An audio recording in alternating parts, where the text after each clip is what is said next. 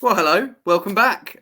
We've blown the dust off the At Odds pod, and we're back for a Euro special. And if it goes well, we might just do the whole football season next year. Big thank you for joining us. If you've never watched us before, we're three lads who work in and around the betting industry like a flutter, and hopefully try and find you some value and some good plays here and there. I'm delighted to say I'm joined as ever by my usual crew.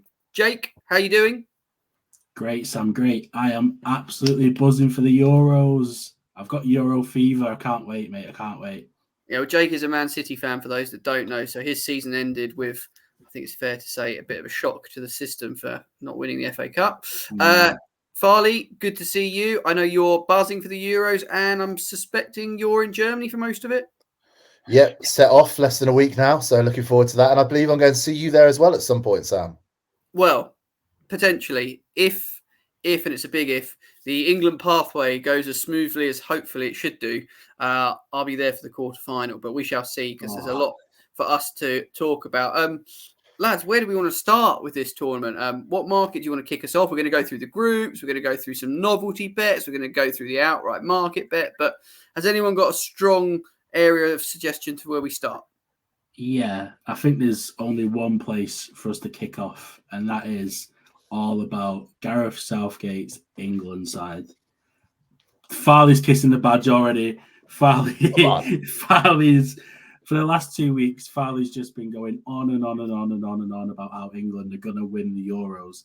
Has anything changed after these friendlies that have took place, Sam? I just jokingly put figures flop up on screen there, scrolling along the bottom just to try and see Farley up. Going passionately. England have drifted in a couple of the betting markets. I wouldn't say significantly, but we've got the price scrolling across the bottom of 3-1. You can get slightly bigger now. Listen, friendlies are friendlies, aren't they? And in our little group chat, I'll let people in a secret that Farley got so irritated with me because I was overreading his opinion into how poor England were against Iceland. Listen, it's not. Here's my sort of calm down take on it now. Is it good to go into a tournament off the back of a friendly loss? No. Is it good to go in off the back of a win? On the face of it, probably. But actually, what if you learn more from that loss than you're going to do from a comfortable win? Imagine we have a comfortable win and it papered over cracks. Imagine we got a 2-0 win and we played okay, but we didn't learn anything. Maybe, as long as Southgate and the players, especially the younger ones that are on the pitch that night, have learned something, I guess maybe it's a more valuable experience. So I'm trying to go half full with my glass to the Euros. For my money, I didn't think it was great. But look, we're going to the Euros now. Jude Bellingham obviously wasn't on the pitch for either of those two friendlies. I am reasonably content. I don't think we should probably be as short as 3-1, but I think we are one of the leading contenders. I'd agree with that. I think it's us or France, if I'm honest. I think we're the best two by quite a distance. And I just don't. I agree. I don't really think the friendlies hugely matter. I mean, going back to the last World Cup, we were chatting about this earlier. Saudi Arabia beat Argentina in the actual tournament itself, and Argentina recovered. And it's very much like, how often do we see it? Teams start really well. The Netherlands a couple of years ago, teams start brilliantly, and you think they can't be beaten, and they just fall away. It's all about how you finish. And I think one thing Southgate has been very good at as an England manager is when we've got in these tournaments, we generally haven't started brilliantly, but we've kind of got better as the group has gone on and hit the sort of knockouts a bit better. And I don't see any reason really why that should change. We could talk about the squad selection as much as you like. And Jack Grealish is the one thing I am a little worried by, because I think a game such as Iceland, he is the sort of guy I'd want to bring on, can unlock a defense. So that was a bit disappointing. But ultimately, I think some of the other guys showed why they're there. I thought Gordon his pace was really effective, even though he didn't kind of create much out of it in the end. I think he was getting into good positions, and I think that's so much of it. I thought Cole Palmer had a really, really good game, actually, despite not scoring. He was just constantly finding pockets of space. And as long as I think we only had one shot on target, but we had so many shots and little touches in and around those dangerous positions. And I think that is almost more important, that we're making those chances, than whether we're getting them on target or putting them away at this stage anyway. Yeah. Are there any specific bets at all around England that you think great price? Could it be like a player of the tournament that you like for England, or a young player, anything like that at all? I've got a couple, but I'm going to save them for when they're going to come up under specific markets. I've got nothing beyond those markets. I got one to mention, Jake, and I'll get both your opinion on it, and then we'll move on. Obviously, England's midfield is a big topic of conversation. Kobe Manu, a lot of people feel is likely to possibly start. Conor Gallagher, potentially. Who will partner Declan Rice in that position next to him? For my money, this is how one bookmaker has it priced. Kobe Manu 9-4 to start. Conor Gallagher 15-8. Adam Wharton 6-1. Has Adam Wharton passed the audition? And is that 6-1 to start against Serbia a massive price? He's not starting against Serbia. He's not starting. Price. No, but we'll talk about Adam Wharton in a little bit. Oh, all right. He's not going to start for England game one, but every tournament with England, and indeed any national team, the starting 11 that ends the tournament isn't the one that starts the first game. It never happens. There's always changes. And Adam Wharton is one. I'll go as far as to say it. By England's final game, I'd be surprised if he isn't in the starting lineup. I think he's starting by the knockouts. That is a massive shout, that. He brings too much to the team. But how's he going to get that chance to get into the starting 11 if he's not starting it, if we do well against Serbia, Farley? That'd be my concern. I think he's going to come on, but I think the first group game, I think we're going to start relatively slow. I don't think we're going to go out there and batter them 5-0 or anything. I think it's probably going to be probably 1-0, 2-0, maybe a 2-1. It'll be one of those games where people are sort of getting a bit concerned, but we've got the win. That's the most important thing. And he'll eventually come on and we'll do well. I think he offers so much. And that game against Bosnia at Newcastle, just his sort of calmness under pressure and the way he could just pick off passes, I thought was brilliant. And he is quite combative in midfield as well. So he kind of really adds a bit of physicality in there too. I think he's a really important player for us in the future and probably by the end of this tournament. As a Crystal Palace fan, I do not want him to play that well at the Euros because I'm very fearful that there's already been rumblings Bayern Munich want him. And he has just this side that we have at the moment, the way we ended the season, he was so professional, so brilliant. He's definitely a player on my radar in terms of being desperate to keep at Selhurst Park. I think I'd take losing Eze and Elise. I'm not saying they're replaceable easily, but I think Adam Wharton, you don't get your option to get hold of a generational talent too often. I agree. That's a massive shout. Should we move on to the groups then, Farley? Yeah, let's get stuck into Group A, shall we? Let's quickly run through this group. It is Germany. They are the hosts, the favourites to win this group. And they open up on Friday against Scotland. And on Saturday, we're going to see the other two teams playing, Hungary and Switzerland. So, guys, what is your kind of best bet for this group? Jake, let's start with you. My best bet for this group is going to be Germany to win it and Scotland to finish bottom of the group. That is 9-4. Yeah, I know. But I'm one of them guys who watches a lot of football games. And one of those games I've watched in the build-up to the Euros is Scotland against Gibraltar, right? I watched it because there was nothing else on. You need a girlfriend, mate. I do need a bird, you're right. Yeah, I agree. But they struggled against Gibraltar of all teams until the second half.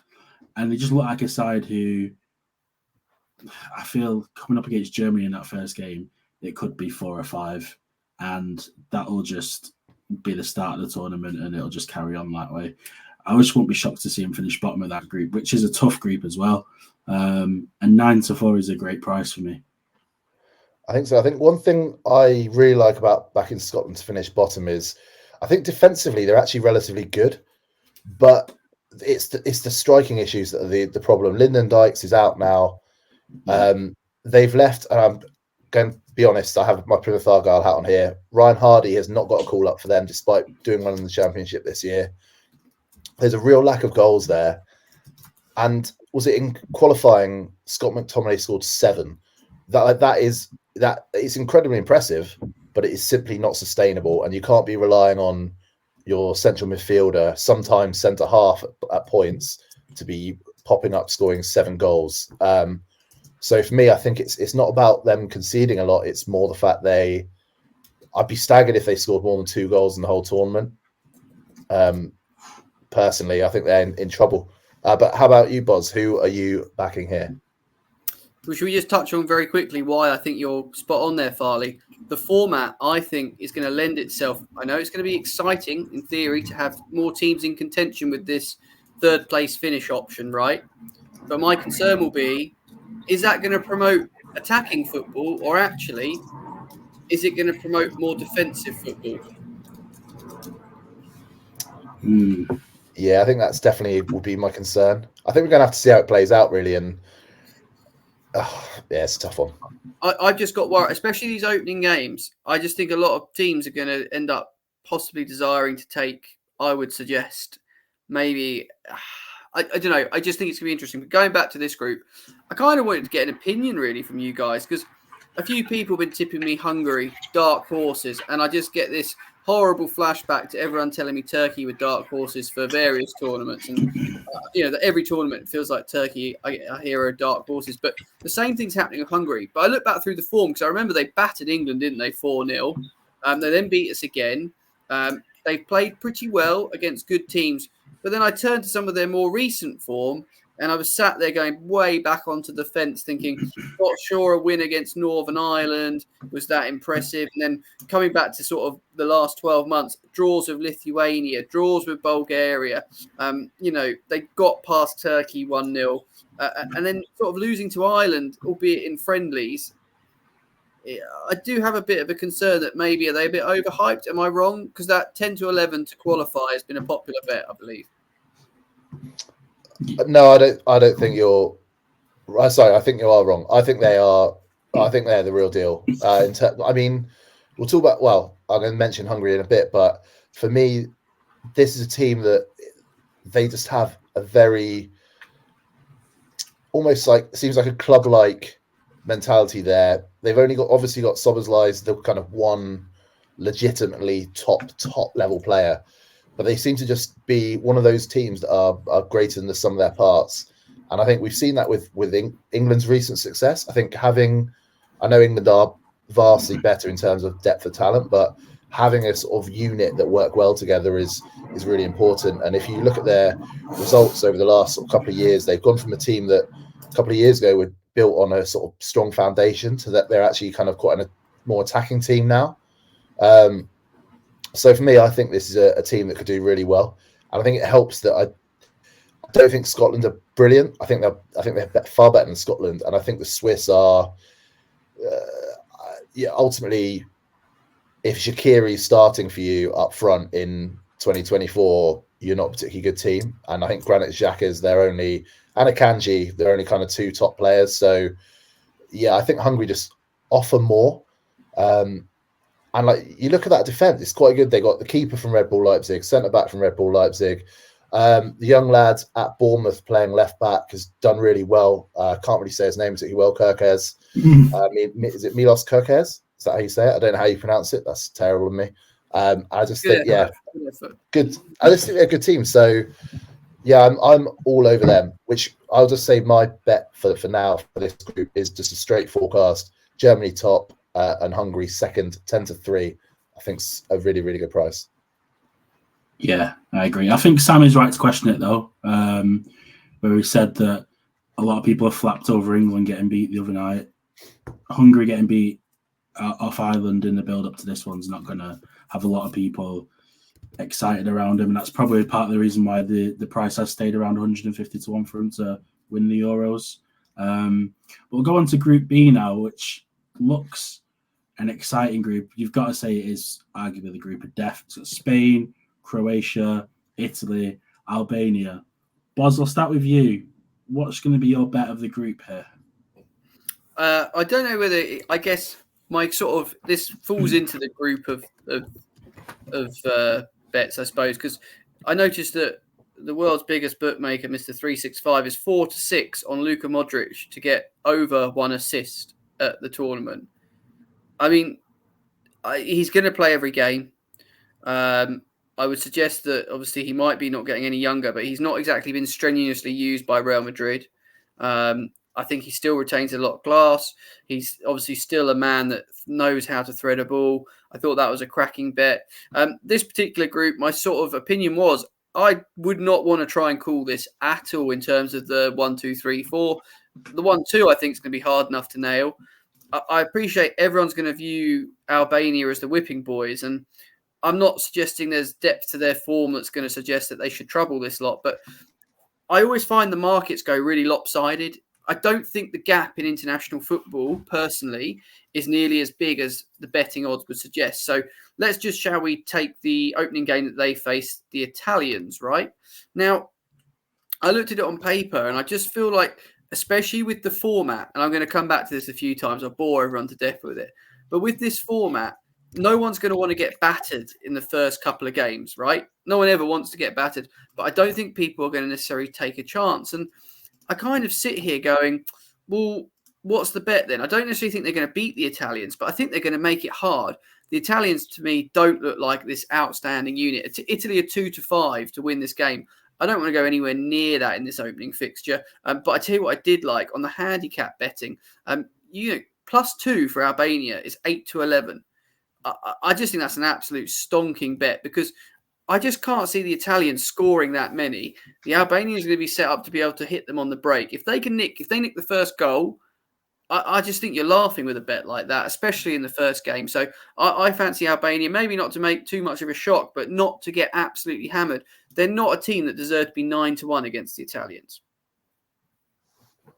That's fair price. Farley, what do you think about the group?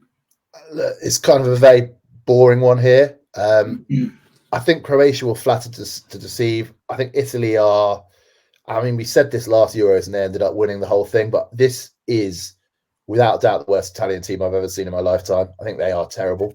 So I'm not going to bet on them. But I think this Spain team, a nice little blend between the experience. You've got a defense that's got some really kind of established players. I know Laporte's playing in Saudi Arabia now, but you've got Dani Carvajal, obviously just won a Champions League. Grimaldo on the other flank was in a European final with Leverkusen. Morata is one of the most interesting players in world football, I think he flitters between sensational and terrible almost by the game, but his goal record is still relatively good. He's a donkey at times though, Farley, isn't he? Like literally, he's good. But the thing is, Spain they've got that's the core, and obviously Rodri, who we all know is superb. But then they've got some young players. They've got Williams, all pace, all speed, very direct, going to be really, really dangerous. Then you have Yamal, like the young Barca kid on the other side, who he's basically a child, but he's taken to international football like a duck to water. I think that even though he's playing at Barcelona, he's talked about as one of the best young players in the world. I think the average fan that isn't watching much La Liga football has no idea who this kid is. And Spain are going to surprise people. They are really good, I think. And we know how they like to dominate possession, kill off teams that way. But you're getting even money with only one bookmaker. All the others are shorter, actually. But even money for Spain to just win the group. And that's shockingly small for any team to win the group. But I just can't see them not doing it because the other three, I don't think are great. Yeah, I think Spain are going to be a big player in this tournament, and I've got them to win each of the group games by 2+ goals, which is a big shout considering they've got Croatia and Italy. But I feel like they're just going to be a class above. Pedri is back in the squad and he's back on form. I think, like you say, Morata can either be amazing or he can be rubbish. But then you've got Ferran Torres, who should also be there or thereabouts to and score goals. So 14-1 it is for them to win each of the 3 group games by 2+ goals, which is a decent price. I mean, it's not going to be one of them that's nailed on at all, but I like it as a bet. I like it. Right. That rounds off Group B nicely, which I think will be the most entertaining to watch. I've got a theory on. I think the styles will match up nicely there. We'll all be glued to those fixtures. We'll move on to Group C, shall we? Which is, of course, one of the key groups if you are in these aisles. Slovenia, Denmark, Serbia, England. Obviously, the group gets underway. We've got Serbia versus England, and then the other two facing each other. Jake, I'm going to turn to you first of all. Is there anything, not necessarily with your England hat on, but just about this group you wanted to mention, talk about?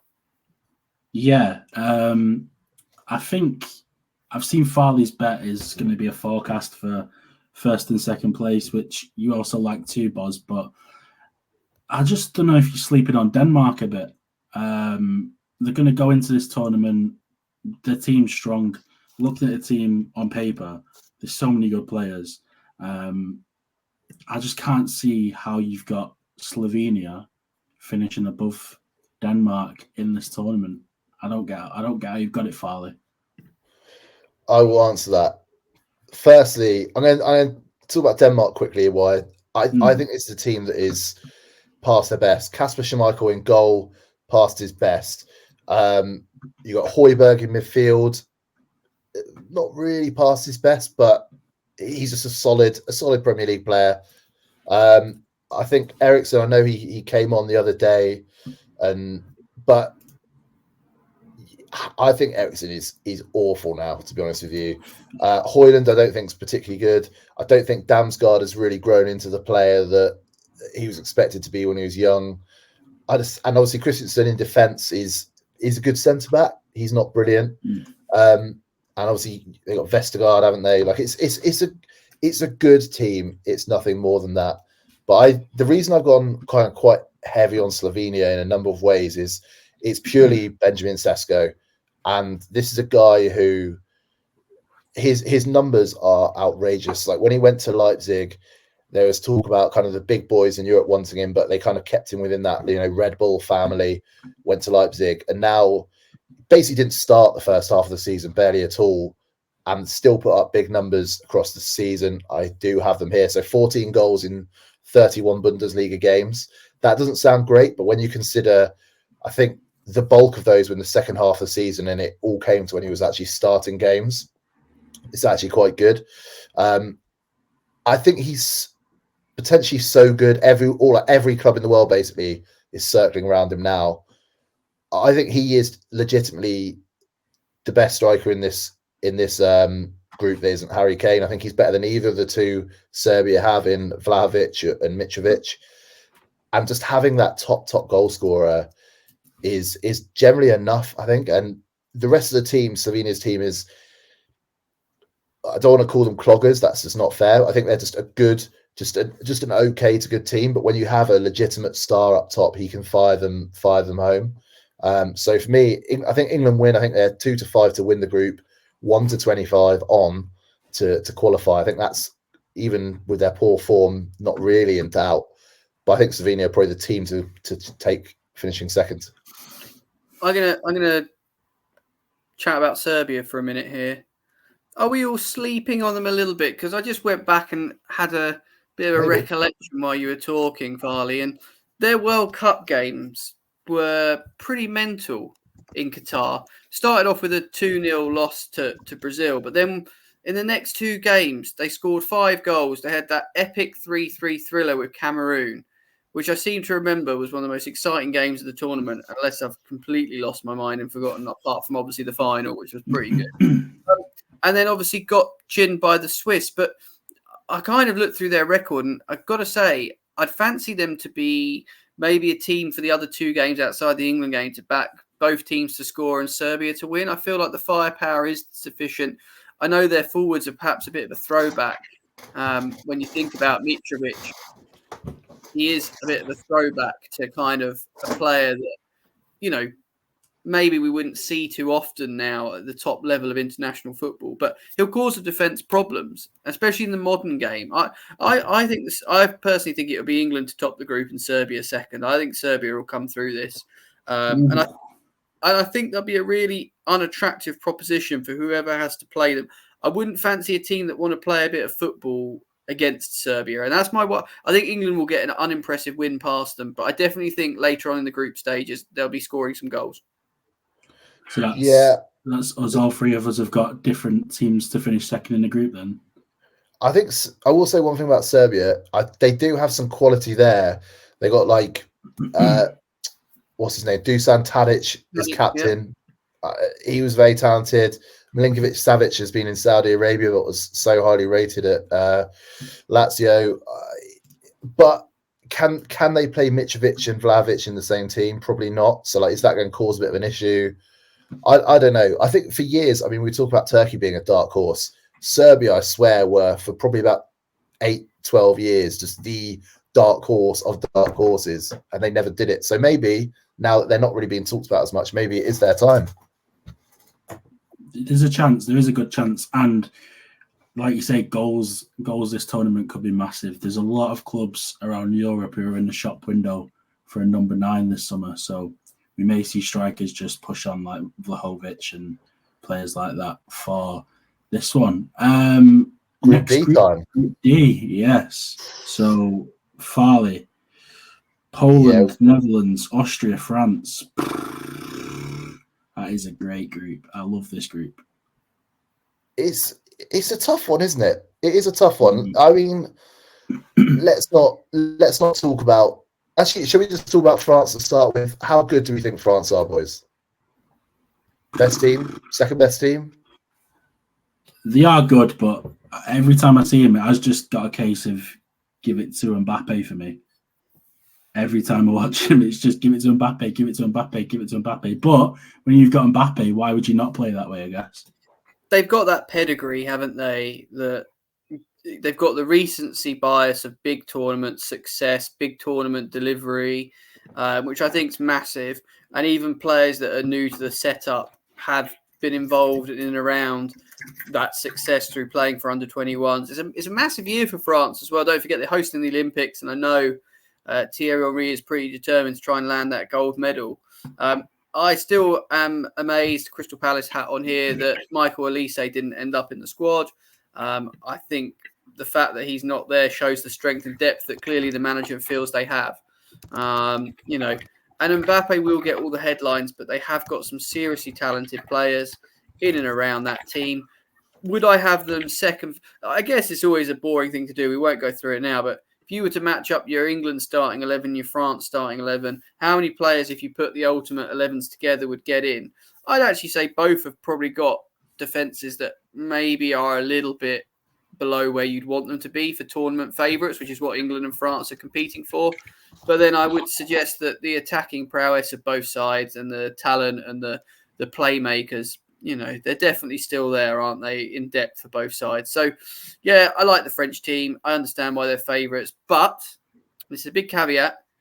If there's ever a big nation that is primed to have an absolute meltdown, it's the French. For whatever reason it is, if it goes wrong, it's not.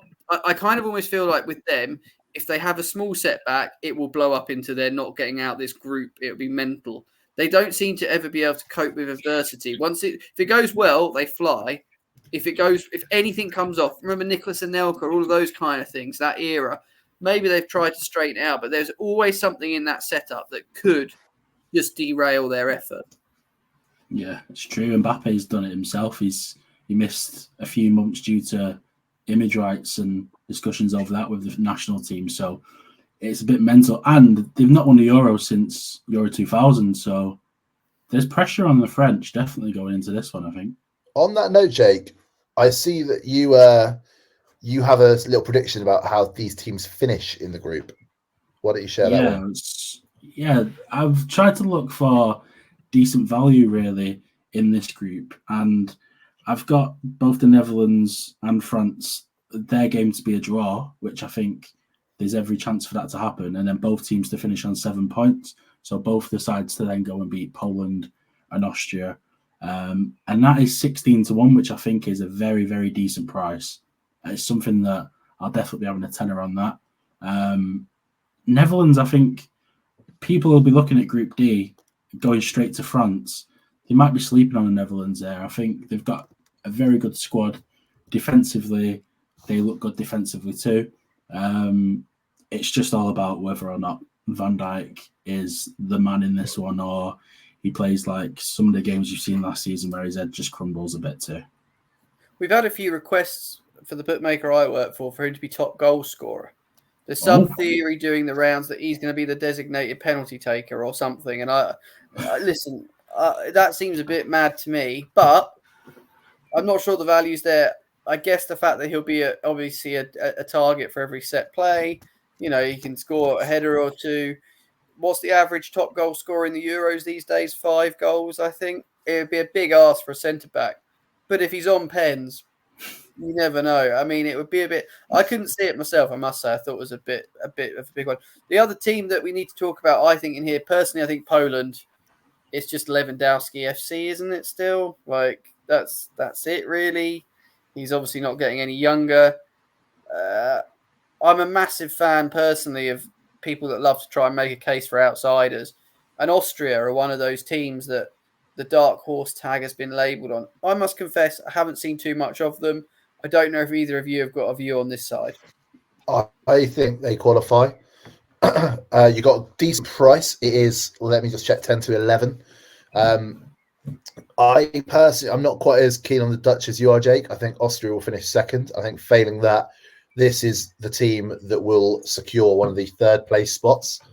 Ralph Rangnick, he was much maligned at Manchester United, but he's actually done a really, really good job for them. And they are a team, spoke about kind of teams like this earlier, a team that kind of plays as more than the sum of their parts.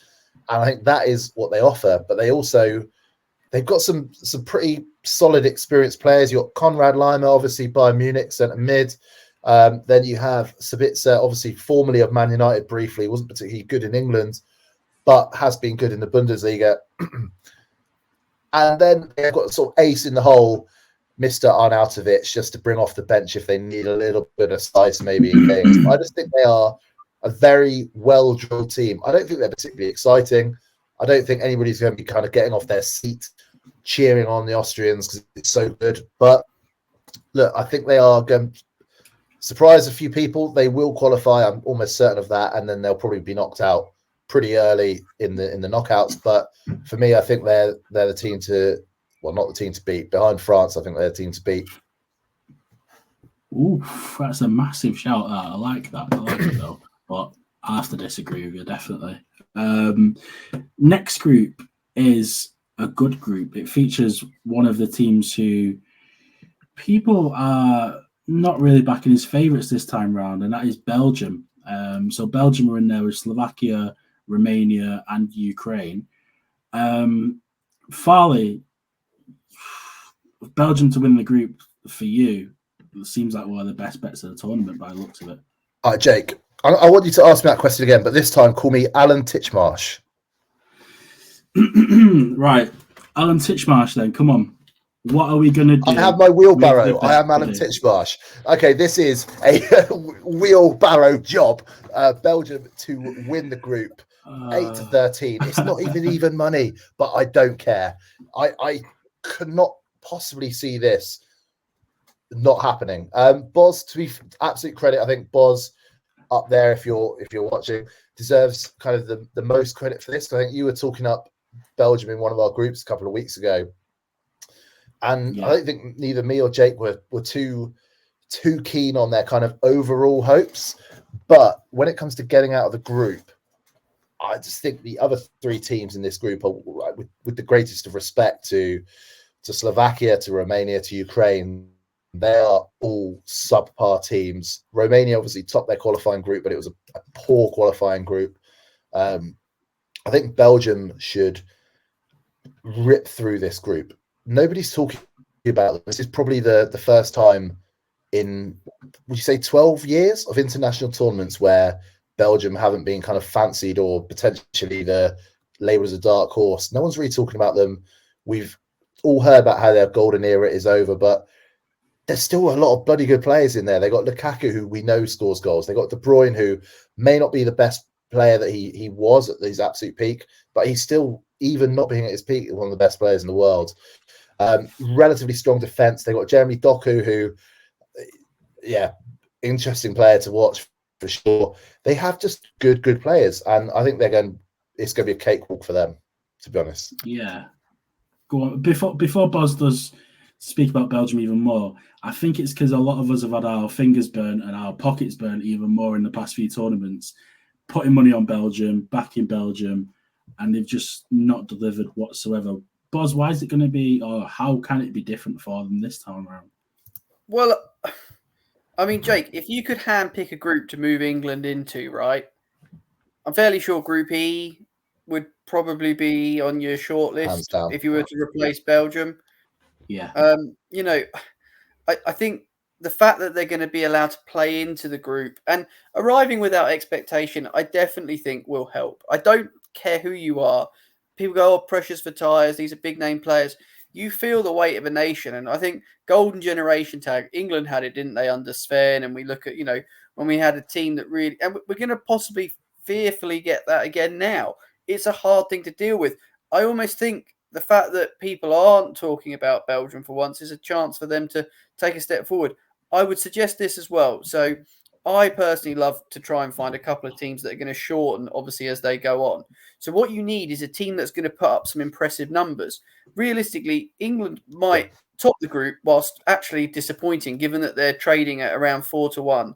Whereas Belgium, who are sat here at 22-1 on the exchange, potentially could be putting up a 3-0, a 4-0, a 5-0 in a couple of these games. They could realistically not concede a goal in this group. I do think the opposition is that average from what I've seen, albeit hands up. I'm not an expert on those teams, but just looking at results, looking at how the teams have played, I thought Lukaku Golden Boot's a great bet because you've got to get the job done in the group stages. If you're going to be a leading goal scorer, realistically, it's probably 5 or 6 that wins you the Golden Boot. Obviously, that there is potential for teams to be playing a few more games because of the new way we work with the third place finishers, some of them going through. But for me, I thought Lukaku's an excellent bet for the Gold Boot. Jeremy Doku, this could be a huge tournament for him. Kevin De Bruyne as well. I appreciate, Jake, you'll know more about him than any of us. You're a Man City season ticket holder. Is he going to be fully fit for this? And my second question will be this. Will he get the group stage where if they're 2-0 up after 60 minutes, he can be hooked and he can play in the tournament? Is that going to happen? Yeah, I think there is a decent chance that he's not going to be playing the full 90 minutes in the games in the group. May even get rested for the final game of the group. But when he's fit, he is still on it, but it is just a case of fitness. I mean, I've got him at 12-1 to get the most assists in the tournament. Looking at Euro 2020 or 2021 as it was, most assists in that tournament, assists that finished top of the ladder, and you could easily see KDB getting 4 assists in the group alone. So it's something that may give you more value, putting it in outright ACCAs or different bets here and there. It's just a case of whether or not he stays fit, I guess. By the sounds of it, he's trying to play his way for a move to Saudi Arabia too. So I don't think you'll need to play too well at the Euros to get that somehow, Jake.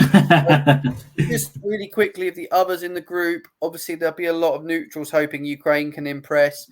I guess a lot will come down to the household names that we know that have fallen into the squad. Likes of Mudryk for Chelsea, who he's been a really interesting player to watch this season. I don't think it's quite clicked for him, but he's definitely obviously got some talent on his day. The bigger picture, I don't think they're necessarily going to be good enough to make much of an impact. I didn't know, Jake, if you had any strong views on them at all, any players that you think we should watch from their team, or you, Farley? I think they're the team that'll finish second, to be honest. Okay. Purely, they've got players that have played at the highest level. They got the most of them. I think Yaremchuk up front big lad always seems to do quite well. And I've literally forgot his name now, which is really annoying. The guy at Girona, the striker who's putting up some big numbers. Starts with a D. You look it up while we're talking about it. Yeah, that's it. So I think they have potential to score goals. They have experience at the highest level, and ultimately the other two teams in the group I don't think are particularly good. So I would take Ukraine to be second. But again, I've not tipped it up because I don't truly, I'm not 100% certain if I believe that, but I think they are probably the better team. Yeah. It's pretty fair. Right. Anyone got anything else for Group E before we whiz on to the final group? No, I don't think so. No final group time. Okay, well, if Farley's Alan Titchmarsh, I'll be his Charlie Dimmock because I need to borrow his wheelbarrow for this group. And if we thought Group E was bad, I think Group F for Portugal is a gift from the gods.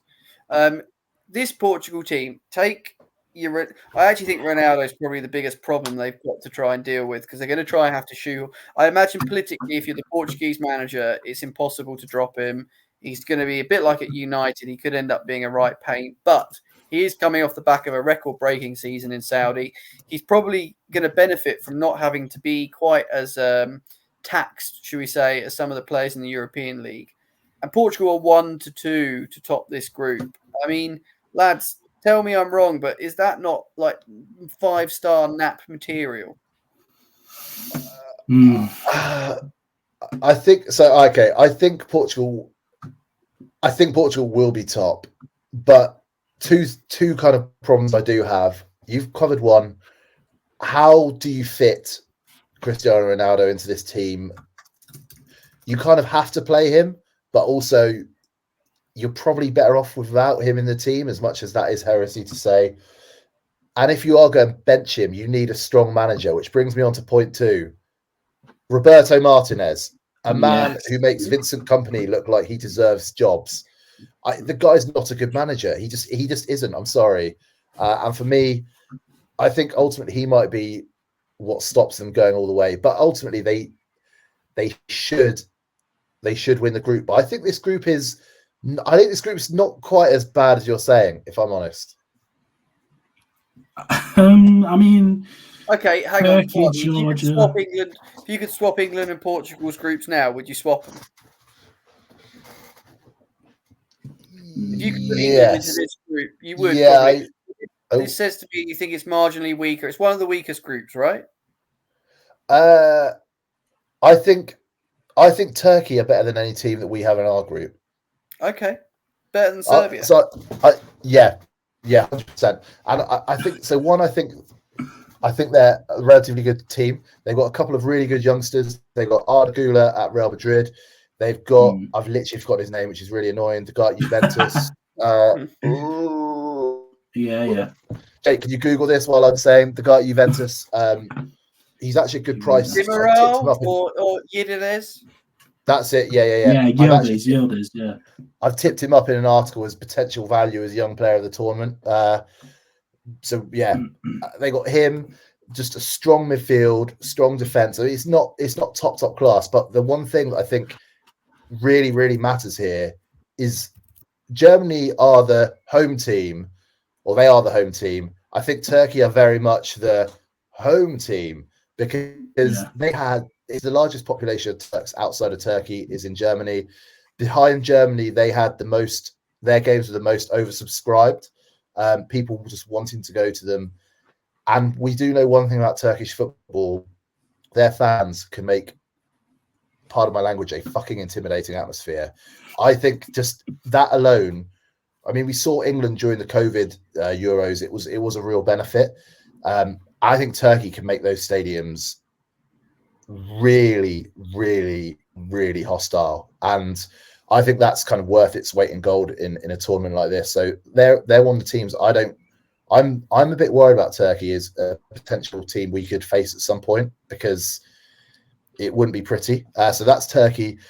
Georgia, it's their first ever international tournament. I think that is huge for a team, and I think they've got. Obviously, we all know about Kvaradona, that obviously had some couple of great seasons at Napoli. Now their goalkeeper's linked to pretty much all the big clubs in the world. I think Newcastle have been put off signing him because I think Valencia want 80 million or something. So they have some players that I think are kind of ready to, not really household names now, but could in a tournament develop and people will actually really rate them. So I think they are going to be the third team in the group, and the Czechs I think are a bit underwhelming. I think Patrick Schick has probably not had his best season. And he is arguably their best player, and I think that is important. So, yeah, I think it's a relatively deceptively tough group, but at 15-2, my exact order: Portugal, Turkey, Georgia, and Czech Republic in fourth. Yeah, that's fair. I mean, there's nothing really else I can add to that, to be honest. It'll just be me slagging off Roberto Martinez for another 5 minutes. I mean, if you were still manager of Belgium, you wouldn't be talking about Belgian wheelbarrows, nothing like that now. I don't know if I'm still bitter from 2013 FA Cup, Wigan, all that, but it's just a case of him just not being a good enough manager to manage some of these players. I mean, I think it was last night or the night before was Portugal's final friendly going up to this, and you got beat 2-1 off Croatia. So again, but are we overreading the friendlies, Jake? I personally, you wouldn't be shocked, would you, if it becomes a bit of a Ronaldo FC kind of? Obviously, he basically coached him in that final, didn't he, when he had his leg done? And I understand the heart. Like, I just personally think the Ronaldo thing possibly won't become an issue until they get to a game that's going to be harder to win, if that makes sense. I can see. Do you think right now, boys, yes or no answer, would Ronaldo accept a super sub style role coming on for 30 minutes to go against tired defenses? Because, and this is the only reason I think Ronaldo could, it would play to his strengths and it would give him the best opportunity to score goals, get assists, whatever records are left for him to break. I partly wonder could you see a bit of a deal done where Ronaldo gets to look like the old Ronaldo, because he's not going to be able to play 90 minutes at 39 at this level, is he? No, I don't think so. I don't think he'd be in this squad now if that conversation hadn't already happened, where Martinez said, "You're not going to be starting games. You're not going to be playing like a lot of minutes." I just, like you said, I don't know if he's got the legs anymore. He's been obviously doing it in Saudi, but I'd back you to score 20 goals a season in Saudi, Boz, to be honest. So it is just one of them with Ronaldo. On his day, he's absolutely shit out, obviously, still. But is that going to be the case in Group F? I mean, you could see him scoring a hat-trick against Georgia, and now we're talking about Ronaldo's back. So it's one of them, isn't it? It's one of them. Jake, speaking of the Portuguese team, I believe you're tipping up one of them to be player of the tournament. Yeah, and it kills me to do so. I've got Bruno Fernandes, player of the tournament, 33-1. I mean, going towards the back end of the season, he missed his first game for United, and it's the first game he missed at club level football in his career, I think, through injury. And then FA Cup final, he's fit, fully fit, looked absolutely on fire, got a great assist in that game, and he has just been literally. He's been United for a lot of their games this season. He's just been the one who's been box to box, all over the pitch.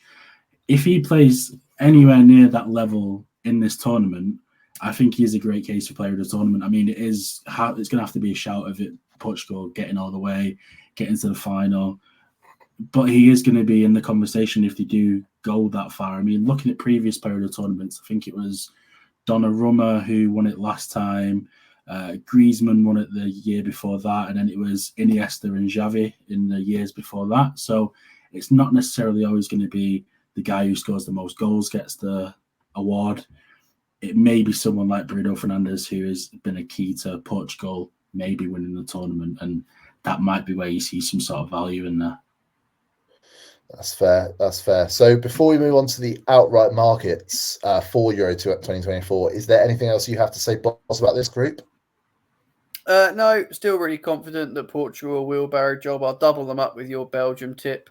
And Bruno Fernandes, Jake, most assist features in one of my novelty bets at the end. One of those silly 66-1 build-a-betty things for the tournament. So we'll come to that when we get there. I love it. So, all right, let's jump into outrights now and kind of split this up as like a winner and obviously like a long shot winner as well. So let's go for the winner to start. Let's talk about who we think are going to win it and if there's any value to be had there. Because I think England at the 3-1, 4-1 price, although I think we will win it, I think it's us or France. I can't really get on board with backing either at those prices. But for me personally, we spoke about them before. I think Belgium are the smart team to bet. Has one of the relative favourites there, best price 22-1, because I think pretty much going to repeat what Sam said. Easy path, and they are a couple of good group performances away from being a team you could cash out on quite significantly. So I think they're the value play here. But Jake, who do you have? I mean, you mentioned England and France. Are we sleeping on Germany a bit? They're the hosts. Julian Nagelsmann is obviously one of the best coaches across Europe. The squad looks really good. It's full of young talent and they've got some great players. Why are we not going all in on Germany a bit more with them being hosts of the tournament? And surely it'll be a comfortable run for them too. My biggest issue with Germany is who's going to be. I love. He's going to play the sort of dual 10 system with Musiala and Wirtz. That's going to be so fun to watch. Really looking forward to that. But I am concerned about who play in front of them and lead the line. Kai Havertz is a very, very good footballer, I think, but I don't think he's going to be putting up massive numbers. And I think Nicholas Füllkrug is. I don't want to be rude. I think he would have looked good in playing in 1994. So I'll leave it at that. Yeah. I don't think he's a top striker. And when you look at the other teams kind of right at the top of the market, England, I can see where the goals are coming from. France, I can see where the goals are coming from. In Germany, I need those goals to come from someone who isn't going to be the front man, and that concerns me a little as a punter, especially at a price like 9-2. Okay. It's a big shout, though. It's a big shout. I think they have got more than enough talent. I mean, we'll talk about the goal scorer market in a little while. I've spoken about Havertz in there. The Havertz goal scorer market, Boz, you actually tipped Havertz in the 2022 World Cup preview that we did to be top goal scorer. Who do you think is going to actually win the Euros this time round? Who is it? England? Are you going to just go all in and just be like, yeah, go on then, Gareth is the man. We're going to win it all, or not? Okay, let's just assess very quickly the favourites, the co-favourites, more or less, England and France. Both absolutely have got big name forwards that will deliver and score goals. I've got no doubt, whilst Harry Kane's getting no younger, he's coming off a great season. I think he's very, very hungry still. My kind of concern with both France and England is going to come at the defensive frailties. England especially. I think I underrated just how important Harry Maguire could potentially be to this England side. I'm a Palace fan. Mark Gahey's not made too many errors when he's played for us. I have a big question mark around the England defence. Luke Shaw, I hate this whole taking a player to the game to the Euros who can't start the first game. I hate that with a passion. If you're not capable of starting the first game, but you can come in for the second, how truly ready are you for that second game? And what does it say that you? What if you're whoever plays left back for England has a stormer? I think it's gonna. I just don't quite feel with Gareth. There's been a few things that I haven't agreed with, and I actually respect the fact he's taken. It's almost weird, isn't it? That Southgate for years has been accused of having his favourites and not dropping players.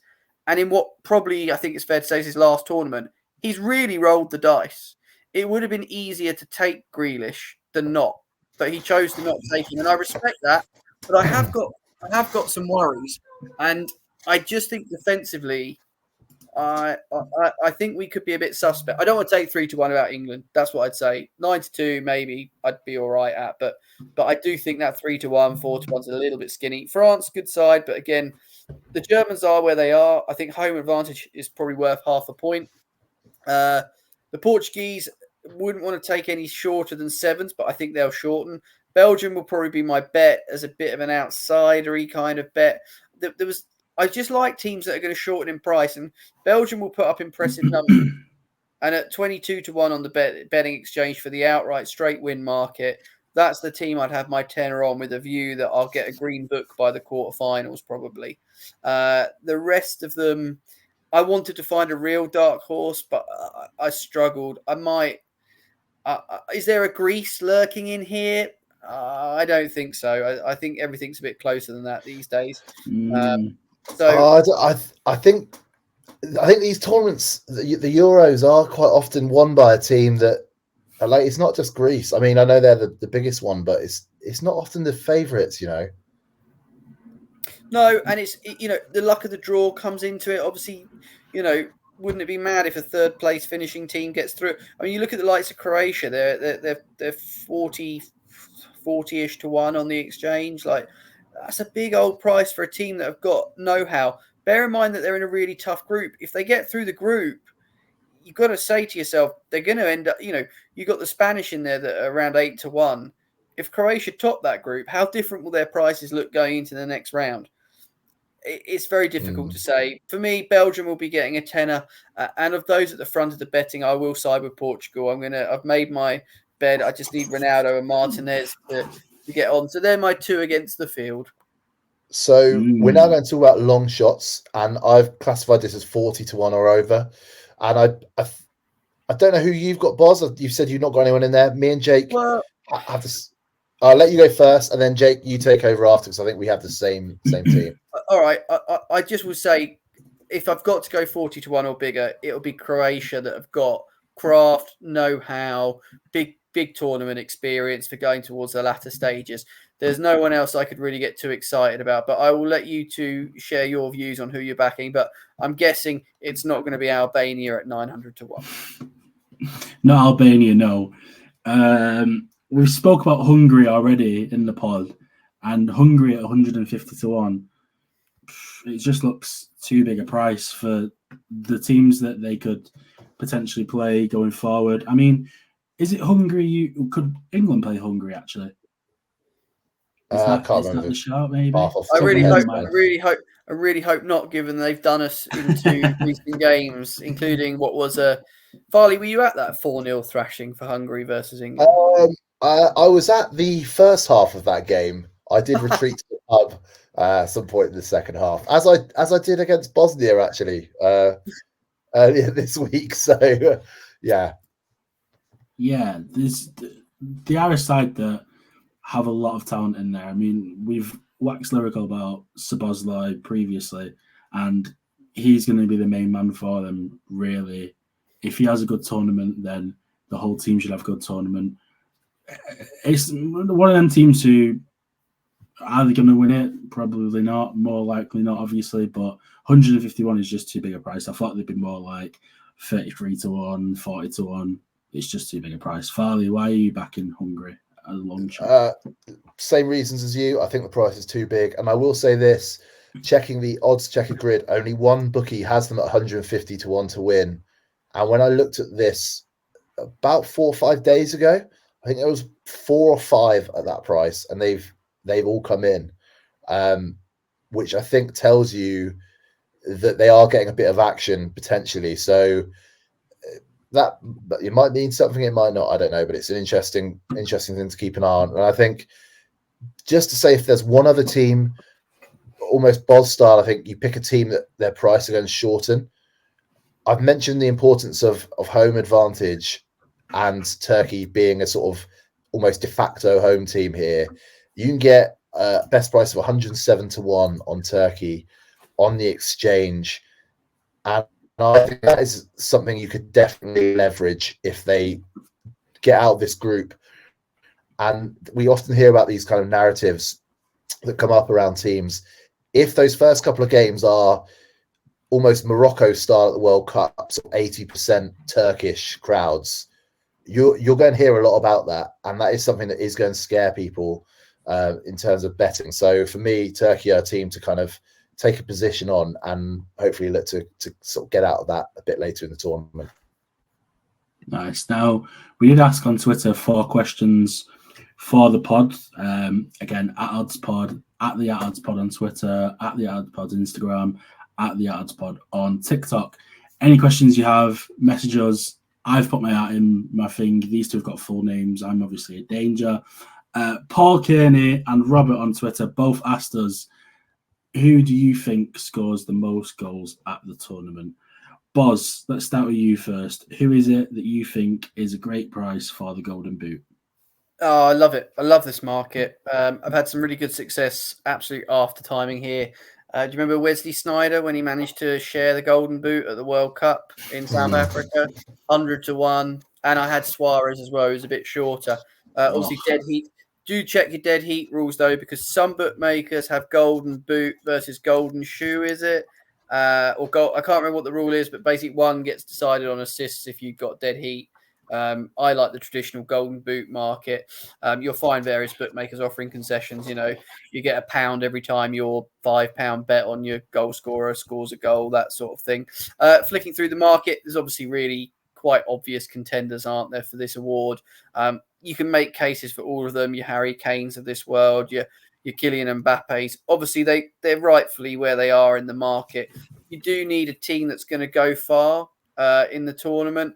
I kind of want to go with Lukaku.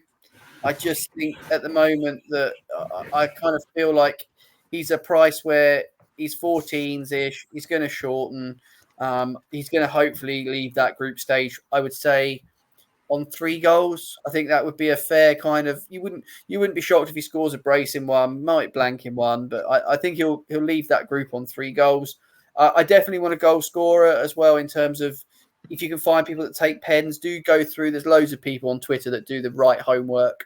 Certainly do more homework than me when it comes to finding out who takes free kicks, who takes the penalties. That's obviously a massive, massive part of this award. And for me, Lukaku has so many shots, it will translate to goals.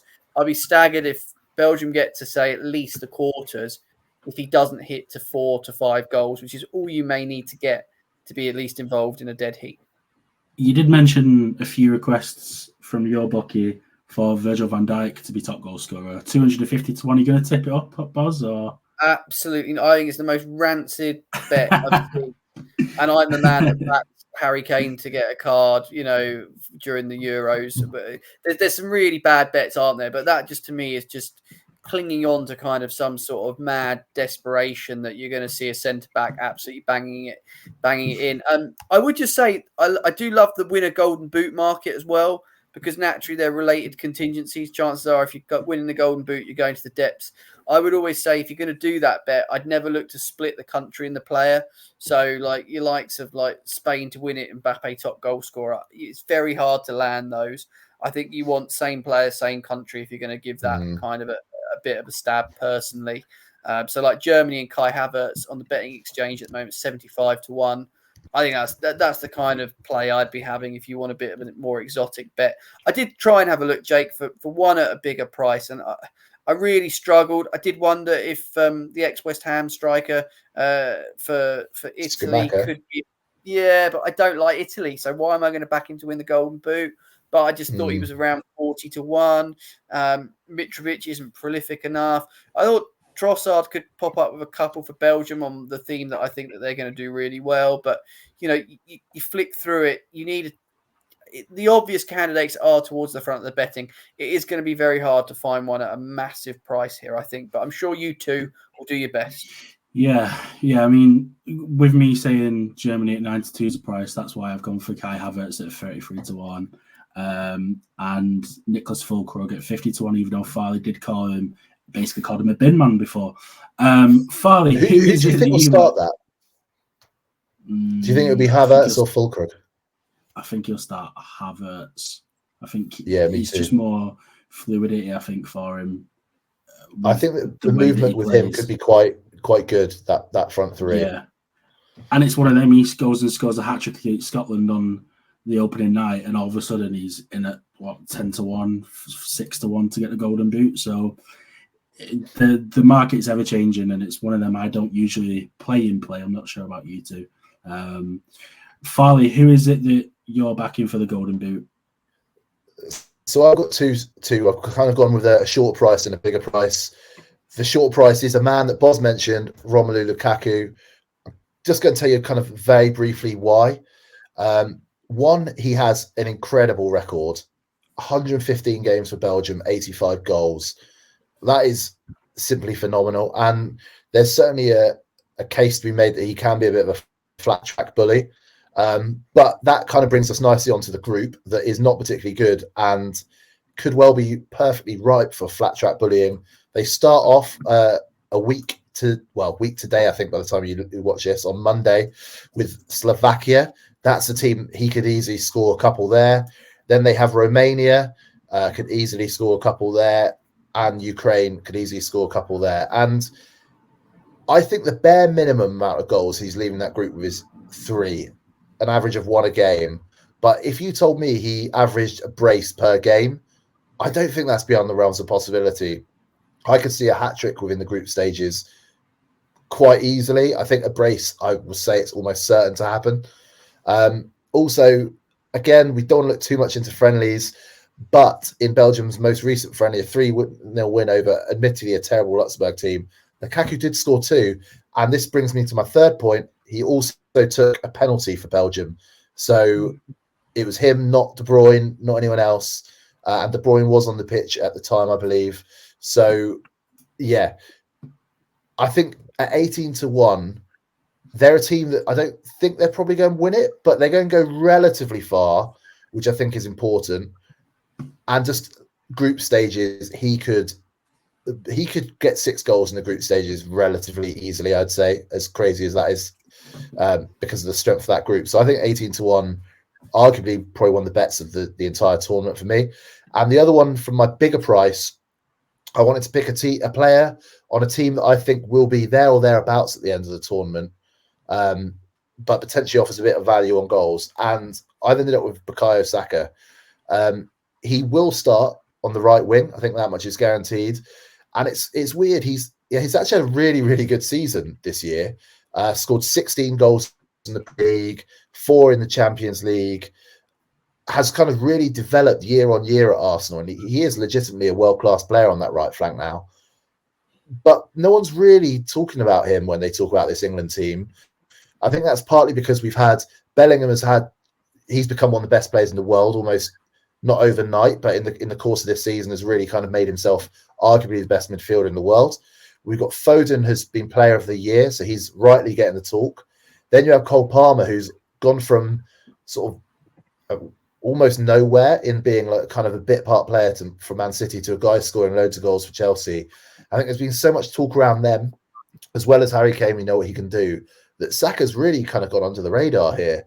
And this is a guy I think could easily pop up with goals. He's averaged around 1 in 3 for England throughout his career. And he's kind of grown as a goal scorer in these recent years. So I think we could easily see him come into this and score. If England went all the way, hypothetically, could he score 5 goals on the route? I'd say that's definitely possible. So for me, I think Saka offers a real long shot price at 50-1.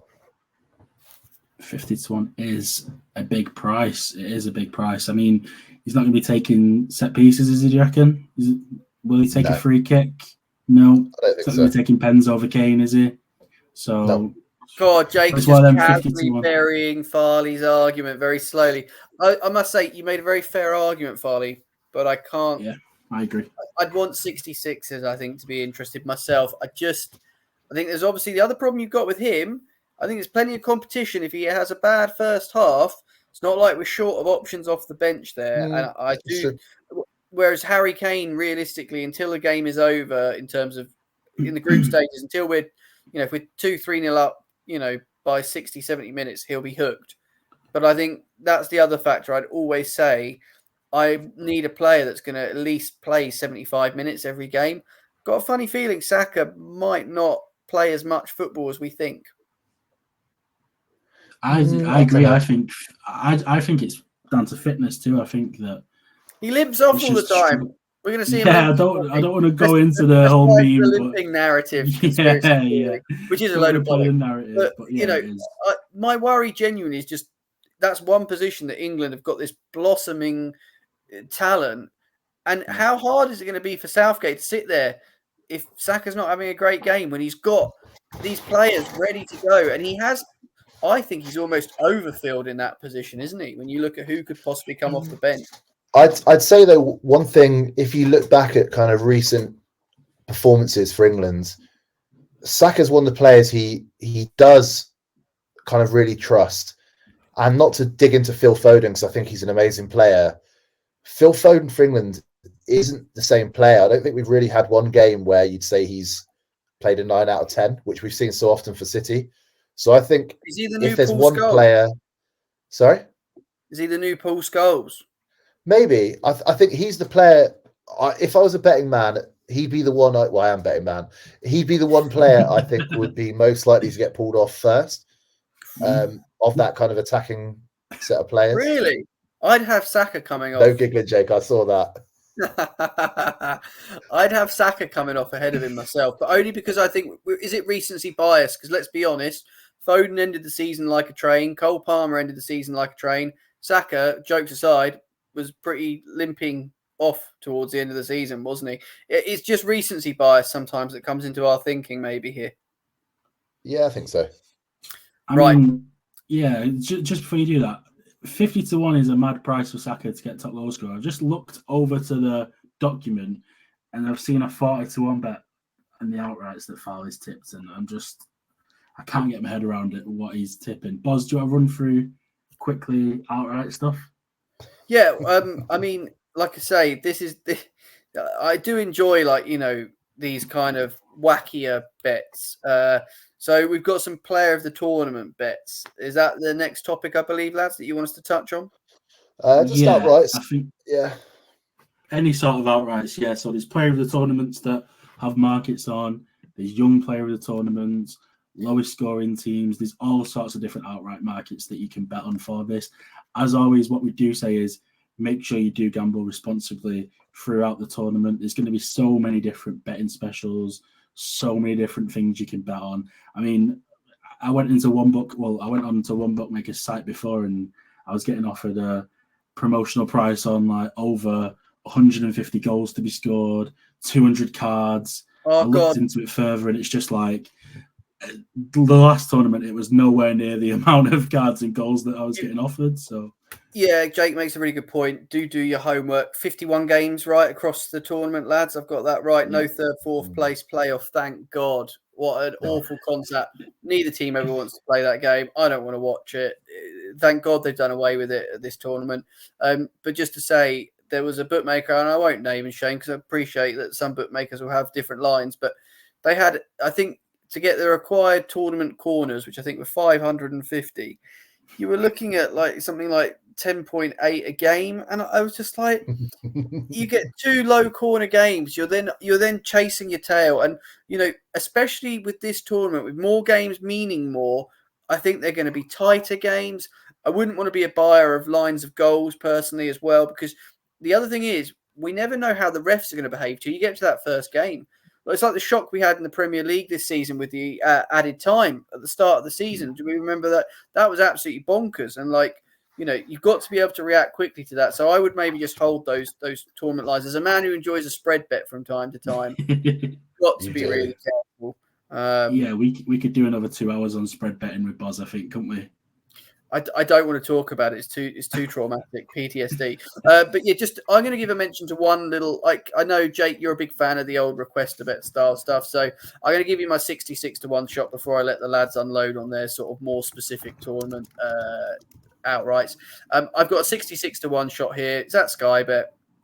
Fernandes, most tournament assists. Tick. Jake, you like that, right?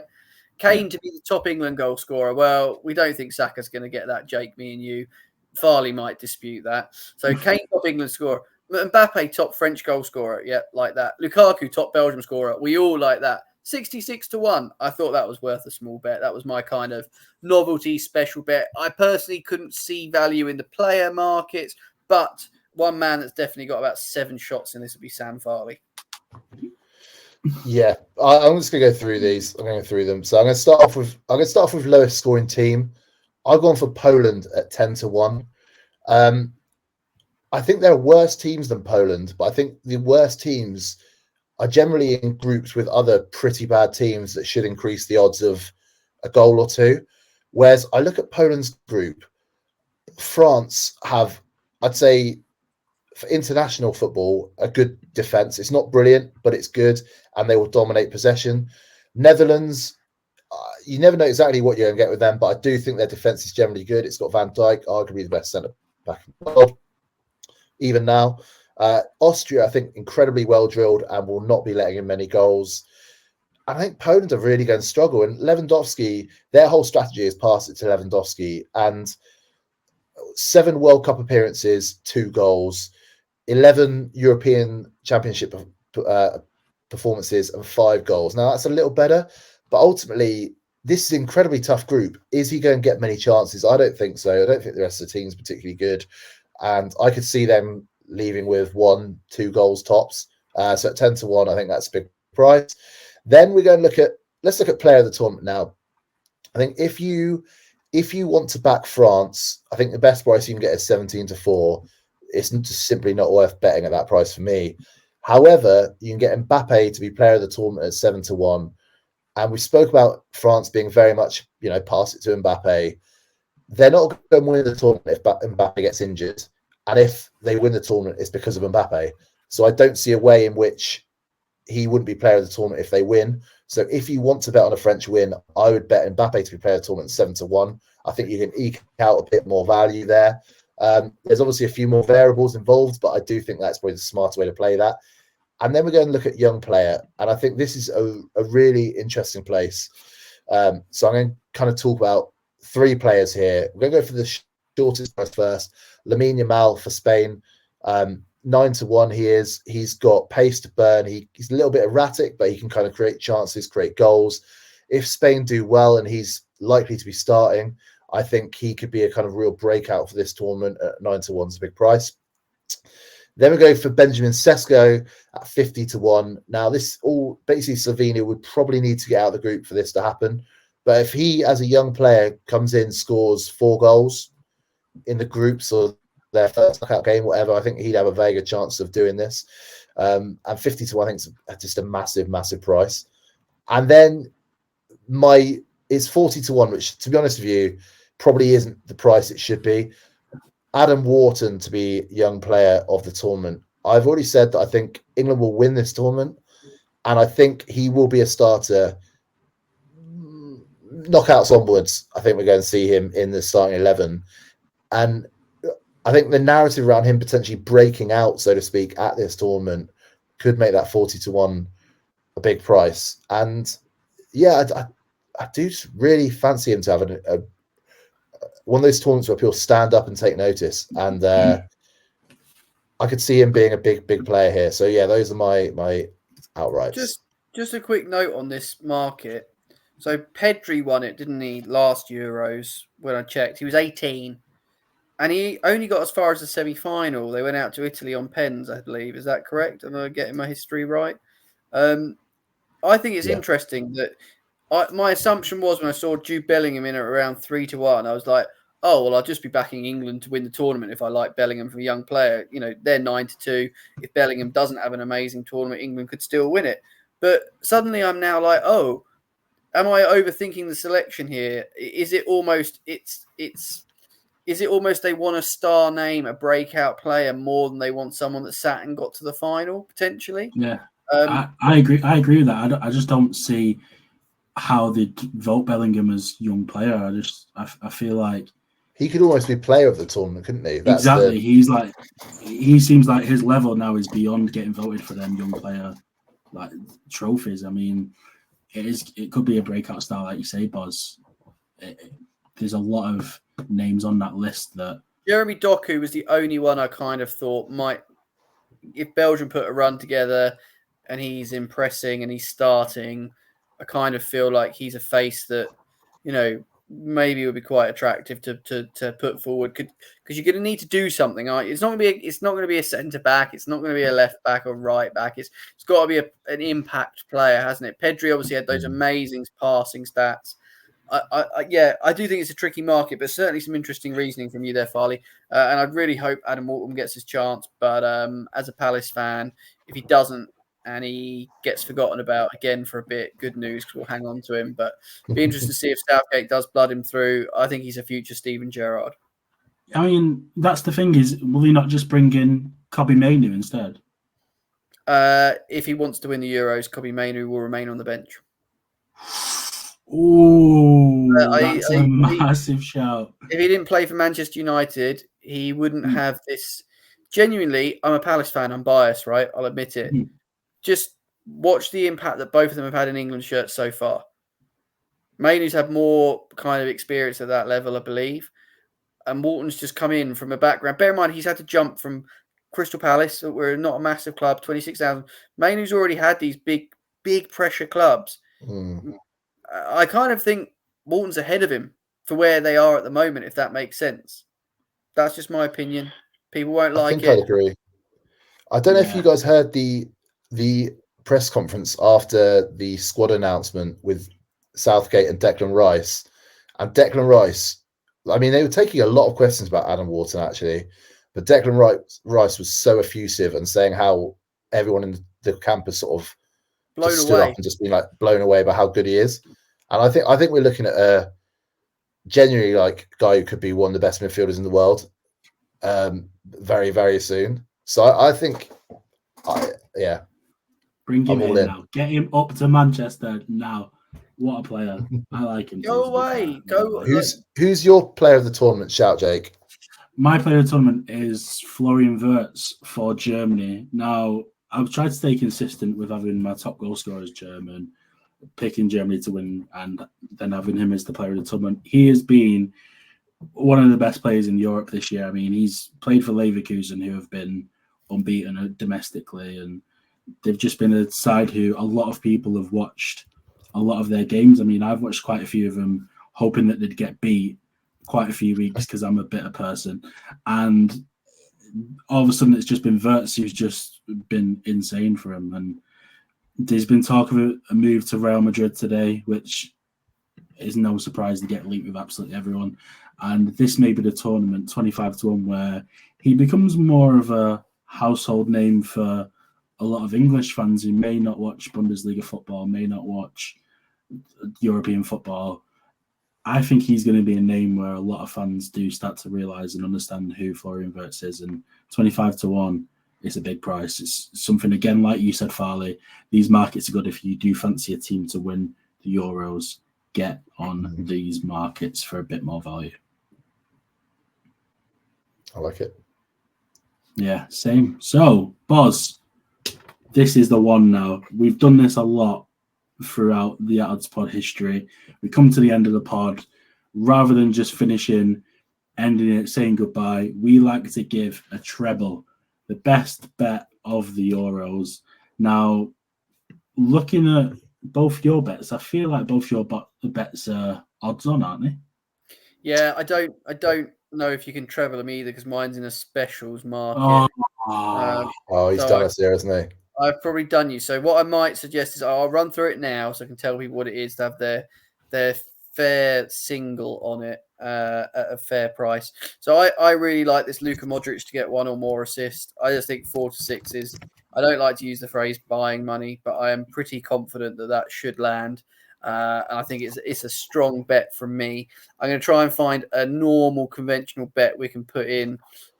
Looks like Jake's got some sort of stinky shot on target bet, so I'll let him go next. Yeah, I mean, we can't have gone through a full podcast without me using some sort of City bias and having a bet around a City player, surely. So, Josko Gvardiol to have 1 shot on target in the group stage at 11-8. It's just a massive really good. Price. It's such a good price, mate. Where is it, Jake? Give him a name check. That's with Paddy Power. So Paddy Power are doing that. I'm going to do it as a double with Rodri to have 2 shots on target in the group stage, which is a double at 5-1. So he's always just a big price. Forward, isn't he? He's always getting forward. He's always having shots. Yeah. I mean, I don't want to big him up too much, but in the last 3 months of the season, he's been arguably our best player. I mean, he's come on leaps and bounds from the start of the season where everyone was writing him off and saying he was a bit rubbish. He started to progress, and he's going to be a player who's going to have a few shots on target outside the box. He just likes to have a dig. So, yeah, it's a big price. 11-8, that is, again. Farley, what's your bet? Yeah, if you cup your ears now, you can hear that wheelbarrow coming along the path. I am getting it out of, well, not retirement. I'm getting it out for that Belgium to win Group E. I've already gone into the reasons, but at 8-13, I just think that's an incredible bet. And with some bookies, it's a lot shorter than that. So shop around, get the best price. But 8-13 for Belgium to win Group E, please. Nice. All right. With that in mind, I'll go for something even shorter, and we'll lob in that 1-2 for Portugal to top their group. Farley hates it. I love it. That can be our treble, which won't change your lives, but maybe makes you a few pounds for the pints down the pub, where hopefully people will be enjoying the Euros. Like I say, we'll try and do a few bits and pieces through the Euros, but big appreciate for everyone that's watched this. Please do give it a like and share. Tell your friends. If we're dreadful, make sure you tell us if we're great.